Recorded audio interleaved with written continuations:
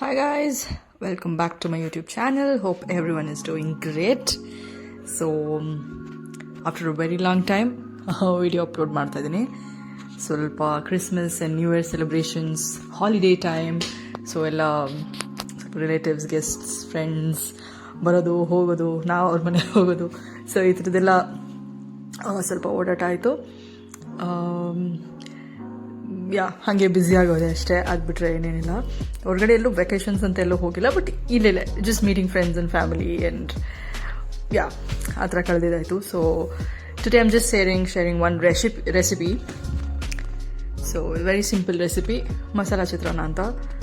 Same basic ಒಗ್ಗರಣೆ ಹಾಕೊಳ್ಳಿ, but ಗ್ರೈಂಡಿಂಗ್ಗೆ ಒಂದು ಮಸಾಲ ಯೂಸ್ ಮಾಡೋದು, ಅದನ್ನು ಮಾತ್ರ that is the highlight of this chitranna ಅಂತ ಹೇಳ್ಬೋದು. ಸೊ ಅದನ್ನು ಇಲ್ಲಿ ಮಾಡ್ತಾ ಇದ್ದೀನಿ. I am just sharing one recipe today. So next ಬೇರೆ ವ್ಲಾಗ್ಸ್ ಹಾಕೋದಕ್ಕೆ ಟ್ರೈ ಮಾಡ್ತೀನಿ.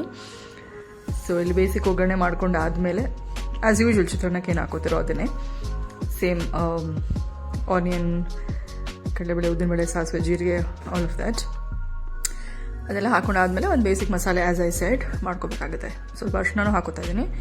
ಮಾಡ್ಕೊಂಡಾಯಿತು. ಆ ಬೇಸಿಕ್ ಮಸಾಲೆಗೆ ಇಟ್ಸ್ ವೆರಿ ಸಿಂಪಲ್.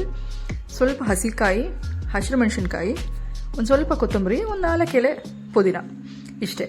ಇದೇ ಒಂದು ಹೈಲೈಟ್ ಆಫ್ ದಿಸ್ ಚಿತ್ರಾನ್ನ ಅಂತ ಹೇಳ್ಬೋದು. ಅಷ್ಟು ಟೇಸ್ಟಿಯಾಗಿ, ಅಷ್ಟು ಚೆನ್ನಾಗಿ ಬರುತ್ತೆ.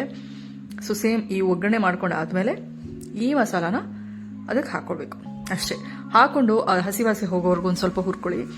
ಅದಾದಮೇಲೆ ಎಣ್ಣೆ ಎಲ್ಲ ಸ್ವಲ್ಪ ಸೈಡಲ್ಲಿ ಬಿಟ್ಕೊಳ್ಳುತ್ತೆ. ಅದಾದಮೇಲೆ ಇಟ್ ಇಸ್ ಡನ್.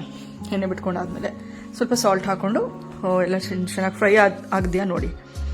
ಅದಾದಮೇಲೆ ಇದಕ್ಕೆ ಮಾಡಿ ಇಟ್ಕೊಂಡಿರುವಂತಹ ರೈಸ್ನ ಮಿಕ್ಸ್ ಮಾಡ್ಕೊಳ್ಳೋದಷ್ಟೇ. ಬಟ್ ಇದೊಂದು ಸ್ವಲ್ಪ ಹಸಿ ವಾಸನೆ ಹೋಗೋವರೆಗೂ ಒಂದು ಸ್ವಲ್ಪ ಹುರ್ಕೋಬೇಕಾಗುತ್ತೆ. ಎಣ್ಣೆ ಎಲ್ಲ ಸೈಡಲ್ಲಿ ಬಿಟ್ಕೊಳ್ಳುತ್ತೆ ನೋಡಿ. ಸೊ ಅಲ್ಲಿಗೆ ಅದಾಗಿದೆ ಅಂತ ಅರ್ಥ.